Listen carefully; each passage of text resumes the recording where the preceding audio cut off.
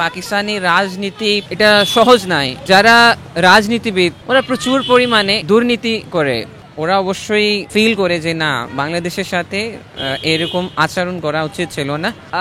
বাংলা গান সাগর আকাশ বাতাস দেখবি যদি মানে আমাদের দেশে গত 2008 থেকে আজ পর্যন্ত ডেমোক্রেসি চলতে আসছে।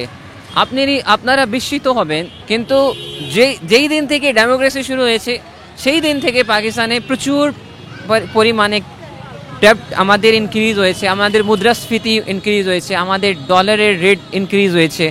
সব দিক ক্ষেত্রে পাকিস্তানে পিছিয়ে যাচ্ছে। দেখেন পাকিস্তানিরা যারা তখনকার তো গণমাধ্যম স্বাধীন ছিল না, তো পাকিস্তানে কেউ জানতো না।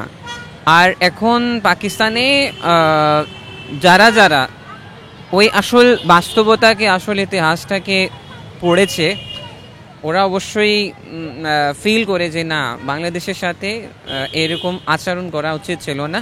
তাদেরকে তাদের অধিকার দেওয়া, পলিটিক্যাল অধিকার দেওয়া, ক্ষমতা হস্তান্তর করা উচিত ছিল।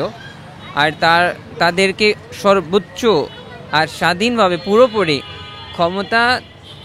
ক্ষমতাতে সরকার বানানো অধিকার ছিল।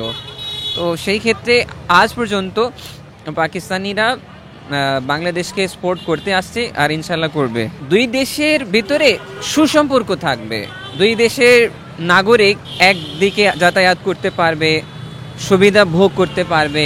দুই দেশের নিজের সার্বভৌমত্ব আছে, নিজের স্বাধীনতা আছে। যখন আপনি একটি দেশের নিয়ম কানুন মেনে চলবেন, তো অবশ্যই সরকার আপনার উপর ক্ষেপে যাবে না।